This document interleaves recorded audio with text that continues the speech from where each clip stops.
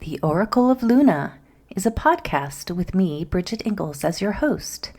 Here we have conversations with real live, present-day goddesses who are actively and courageously doing their magical work in the world. Each episode is a bewitching journey with relevant discussions on topics such as Wiccan pagan spirituality, writing, culture, magical practices, art, ritual, and the craft in its many forms. Welcome to another episode of The Oracle of Luna with Bridget Engels. Today we have a fabulous guest, Michaela Harrison. She is a singer, performer, whale advocate, and healing ceremonialist. Welcome, Michaela. Thank you, Bridget. Thanks for having me. You're welcome. I'm super excited to hear about your story and have a little chat with you. So if you're good to go, I'm going to just start right now. Let's do it. All right. Okay. So I am just curious, how did your interest in singing and performing come about? Where did it all begin? Honestly, I feel like I came out of the womb singing. I don't ever remember a time when I wasn't singing. There was always music playing in our house. My parents both had great taste in music, so I grew up listening to a lot of soul music in particular. Mm-hmm. And I went to a church that had an amazing gospel choir. Yeah. And that was a central part of my understanding of spirituality, was actually the music that I experienced in church. And I joined the gospel choir when I was 4. Young. That's really young. So singing has always been pretty central. Yeah. Is that in what state or country? In D.C., in Washington, D.C. Okay. Neither state or country. Yeah. Yeah. That's cool. Okay, so did your parents sing or siblings? Not professional capacity, but my dad definitely loved to sing. He loved to harmonize in particular. And his sister, my Aunt Sharon, sang with Marvin Gaye. Wow. Back in the 60s, they all went to high school together. Oh, wow. So there is, the singing in the blood, so to speak. Yeah, and my little sister is also a great singer. Oh, nice. Nice. Mm-hmm.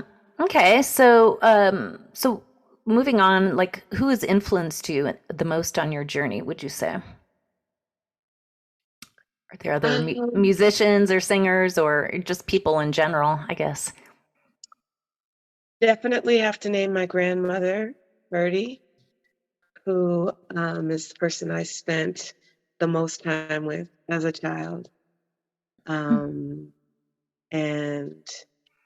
definitely the first witch I knew. Very cool. Yeah. So as far as like, did she do ritual or kind of magic in front of you, or you saw that or felt that? Not in any kind of formal way, but definitely, what we would call traditions that represent African cultural retentions. Right. That I didn't understand it as such at the time. It was just her, but just a connection to spirit and nature and working spirit and nature that was, let's say, extra Christian, like beyond what is defined as Christian and a traditional context. And, Mm-hmm. what I grew to understand was the manifestation of African cultural retentions. Mm-hmm. Um, and so things like she was very tuned into dreaming, always spoke to me Mm. about my dreams, wanted to know what messages and visions I had had in my dreams, um, was very clear that, I had gifts around telepathy and my Mm. connection with nature, and was really intentional about cultivating that Yeah. in me. Did you grow up in a rural kind of setting or um, urban No, or? I grew up, I grew up between urban and suburban, between DC and the suburbs of Maryland, just outside of DC. Yeah. Okay. So it sounds like she inspired you quite a bit. Oh, definitely. Yeah. In so many ways. Yeah. Yeah. Yeah. Um, so okay, so you sang in the choir and basically grew up in DC area surroundings, and then you developed an interest in African studies. Is that correct? And world music, and you started studying that in college. Yeah, so in undergrad, I studied international affairs, Hmm. um, Mm-hmm. and inside of that, I did um, a certificate in African studies, and so kind of focused my attention in the last few years of my undergrad Mm-hmm. studies on Africa and the African diaspora. And I did a study abroad in Kenya my junior Ooh. year, Oh, cool. semester abroad in Kenya. Yeah, that was definitely life-changing. Yeah. And I also was pretty intensely involved in the anti-apartheid movement, Mm-hmm. um, and connected with um, a woman who was exiled from South Africa and a member of the ANC, the African National Congress, who taught me, and this is early, I was like 20, 21. She taught me a bunch of South African freedom songs, and I would go with her to anti-apartheid rallies around DC, and we Mm. would perform South African freedom songs Oh, wow. together. And what was her So that name? was definitely Namonde Ngubo. Oh, no Monday. Cool, cool, cool. Okay. Yeah. Wow. Um, Very yeah, influential so on that's you, it sounds definitely like. huge, yes, a huge influence in terms of my exposure to African music in particular, world music in general, Yeah. and that vibration of what happens when you are the channel through which music is being brought to a space where people are gathered with a shared um, Yes. intention around, some type of movement for justice and social change. Right. So it's activist. Were a budding activist, it sounds like, at that time. Yes, yes. And connected to that also was definitely my experience of Sweet Honey in the Rock, a Black women's a cappella vocal group Oh, wow. um, Wow. out of DC. Uh Yeah, huh. Okay. I heard them live for the first time when I was 20, 20 or 20, I guess 20, I think it was 20. Yeah, when Nelson Mandela was Mm-hmm. freed and came to DC for the first time and they performed. And that was also hugely impactful for me. Just, I Mm-hmm. knew the power of music from experiencing it in church, Yeah. but that jump from the church context to the, social, political context was Yeah. extremely powerful for me. Yeah. It sounds like a crossroads where your path kind of changed direction at that point. Yeah, I don't know if it changed so much as it sort of, Developed or evolved. yeah, deepened and became more focused. Mm-hmm. Mm-hmm. Hmm. So you began to sing with that group and perform, No, or well, I did have the experience of singing with some of the members of that group. I didn't become a member of that group formally, mm, but yeah. I was mentored by the founder of the group, Bernice Johnson, Dr. Bernice Johnson Reagan. I went to work for her for a while, and Okay. that was major. Like, she's a very important mentor for me, and she was one of the original freedom singers, one of the original SNCC freedom singers Uh-huh. during the civil rights movement.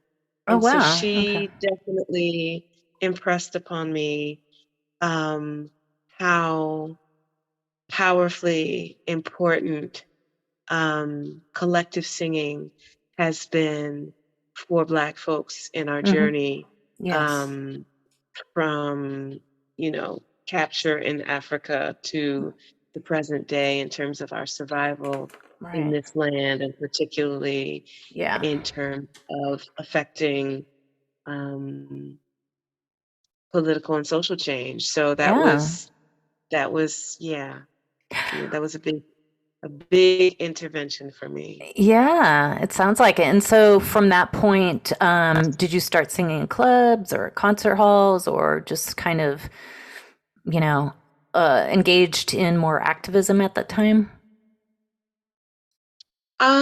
I definitely engaged in activism. I was doing some public performing. I had always, also been involved in theater from childhood. Oh, Um, okay. done a lot of plays throughout, Uh-huh.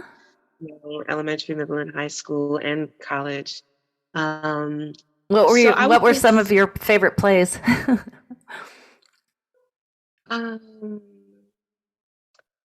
Little Shop of Horrors was one that I had a lot of fun with. And let's see, I was in the Wiz in high school. That was big fun. Yeah. And um, later on, I had a period when I wasn't doing theater so much, and then when I moved to New Orleans, I got back into theater in Mm-hmm. a more sporadic way. I was in a production of Rent in New Orleans, and that was Mm, that was mm-hmm. definitely one of my favorite theater experiences. Yeah. So New Orleans is has a special place in your heart and Oh, yes, definitely a very special place. cool. Yeah, there's a lot going on there, of course, in terms of spirituality and performance and just a lot of activism and just how did you start to kind of expand and evolve in that town? I went to visit a friend who was living there. Uh,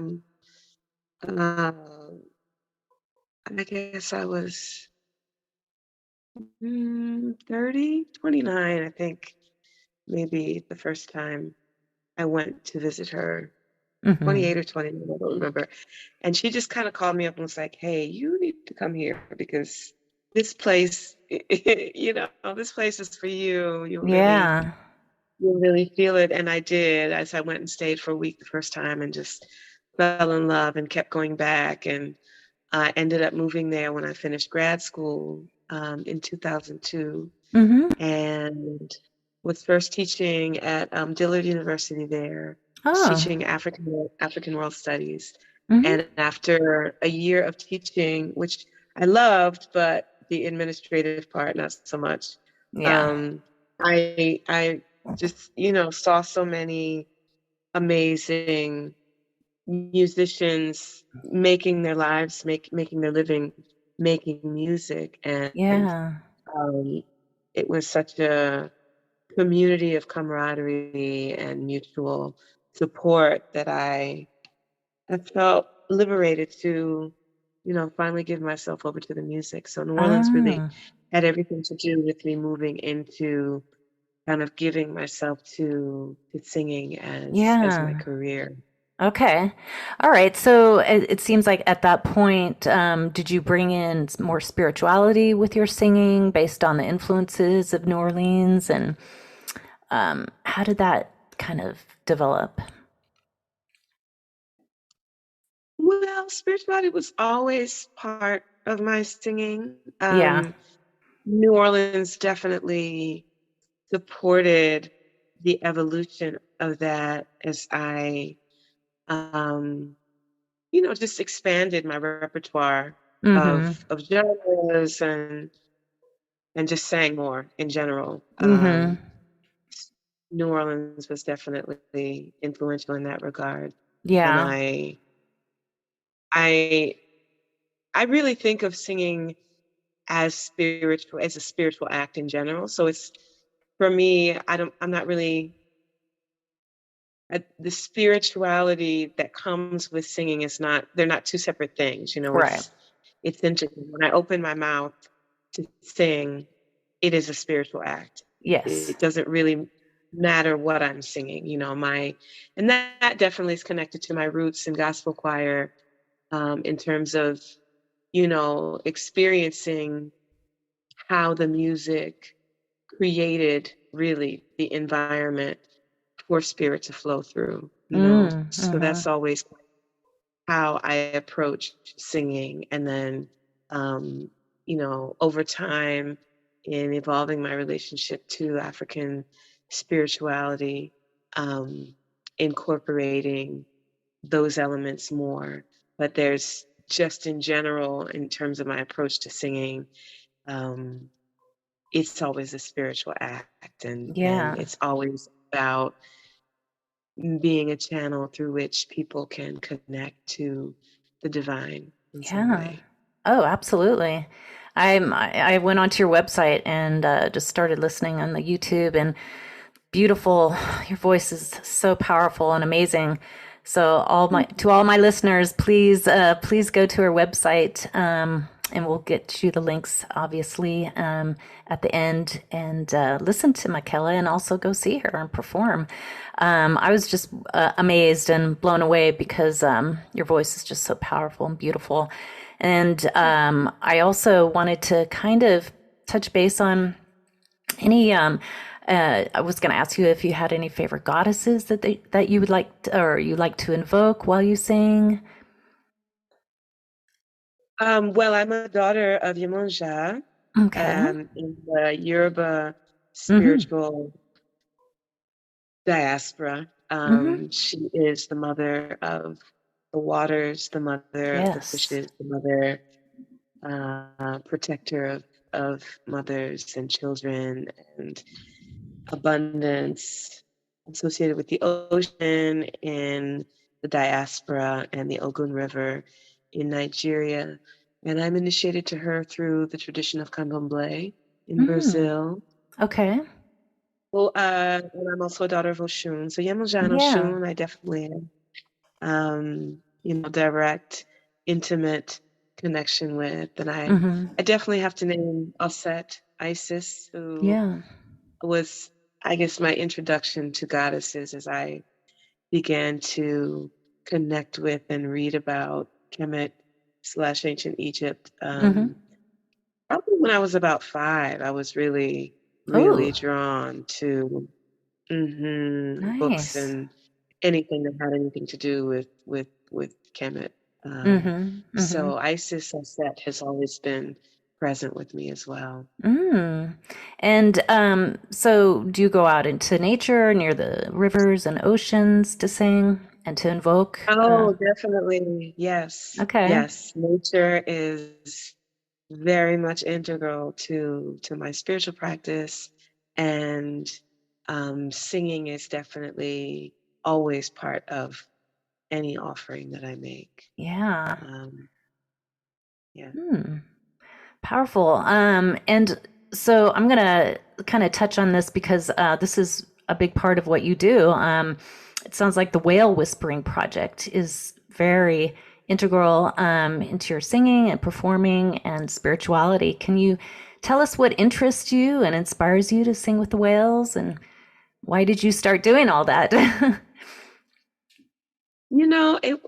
It was I I can see now that it was something that was kind of a work in progress over most of my lifetime.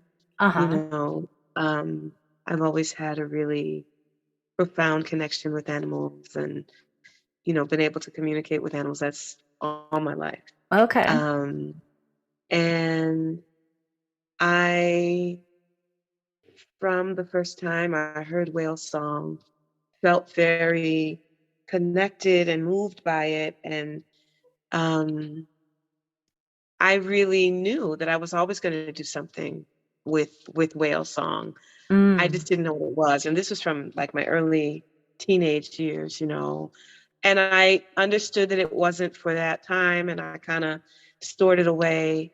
Um, and then I had the experience of going on a whale watching tour Mm-hmm. when I was in Brazil Mm-hmm. um, back in 2017. And when I was, in the ocean in the presence of whales for the first time, I was so moved that I started singing to them, and Oh. that was really what kicked off whale whispering. That's when I began to kind of get, the downloads about this project and what it was. And the next year, I started the project in Brazil. So it took about a year for it to gestate and become what it was evolving into. And it's been evolving ever since. It's a very fluid project. It's continuously revealing more aspects of itself as I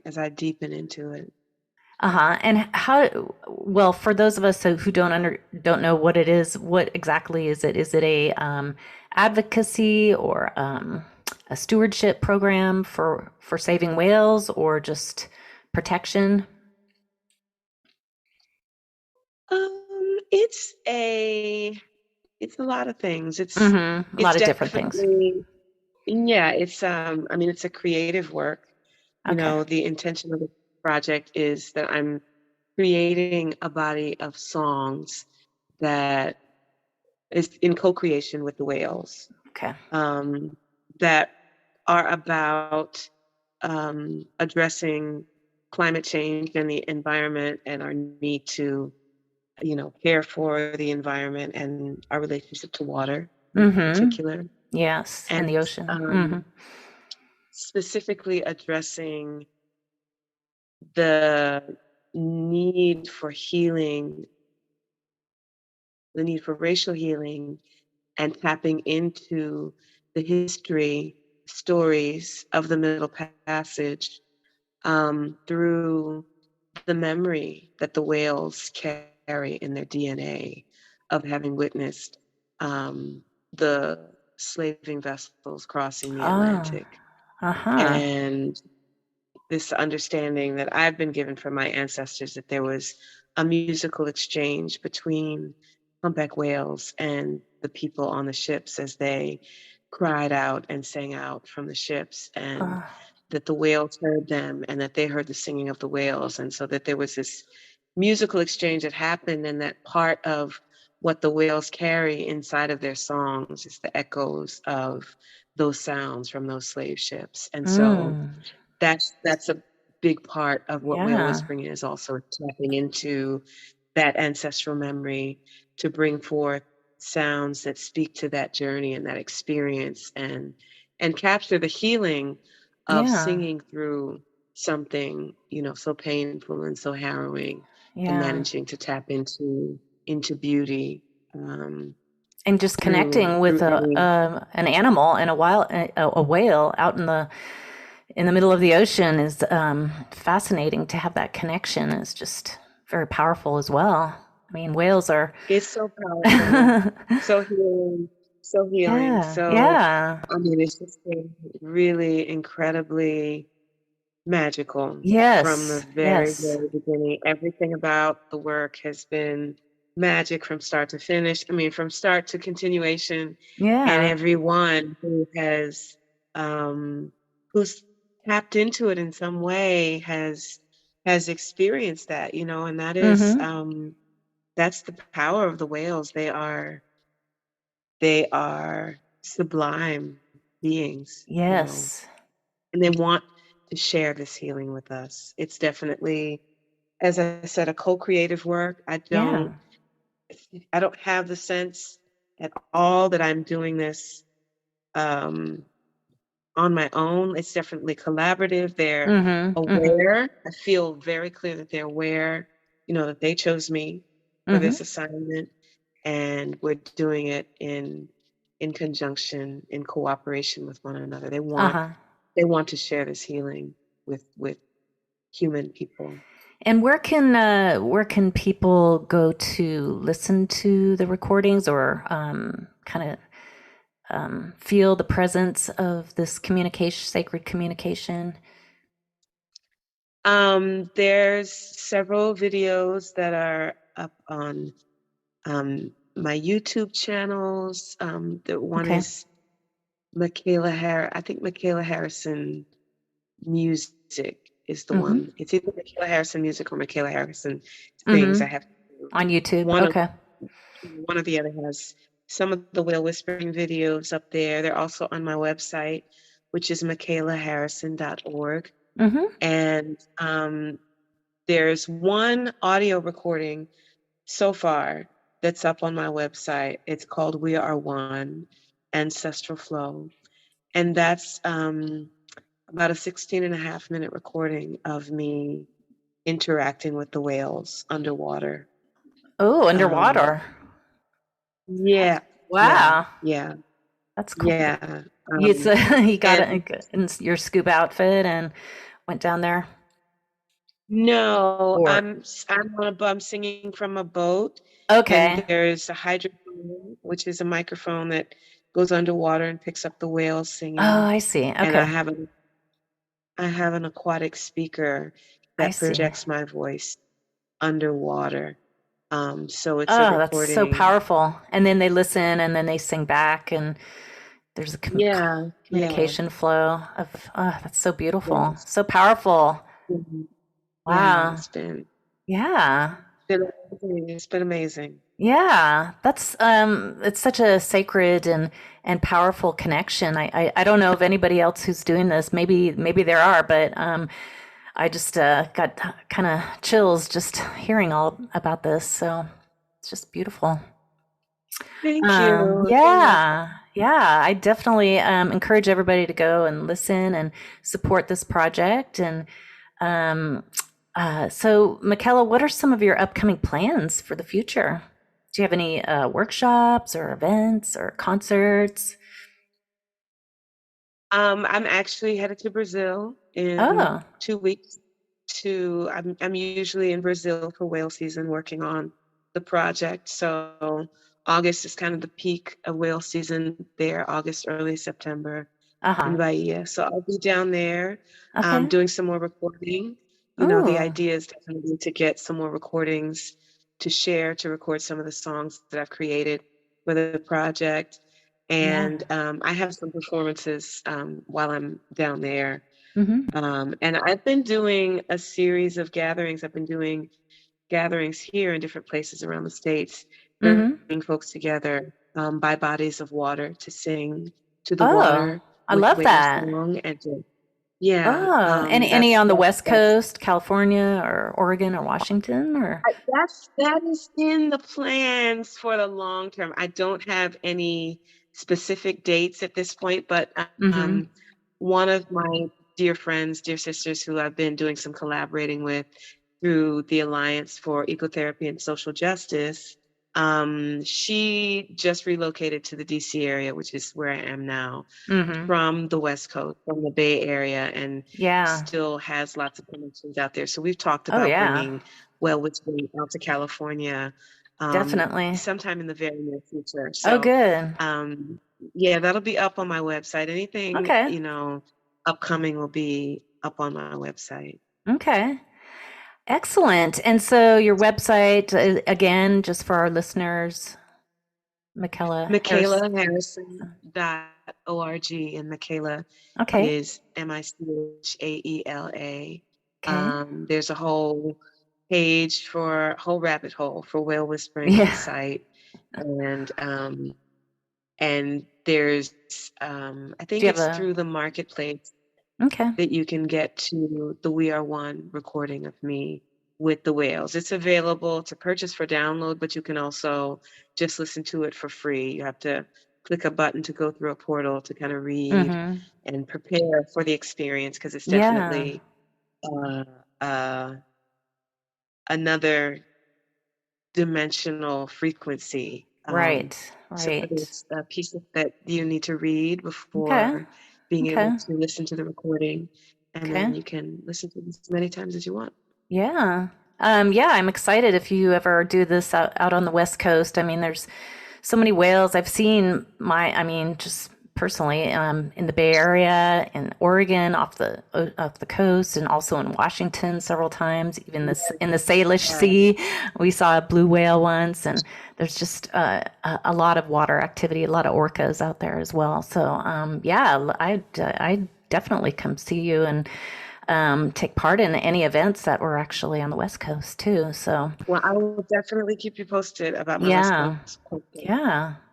And you have a Facebook page as well, I or do. Yeah, Instagram? my Okay. Facebook is just Michaela Harrison. I had a fan page. I don't know, something weird happened with that. So Mm, I don't really have access to it. okay.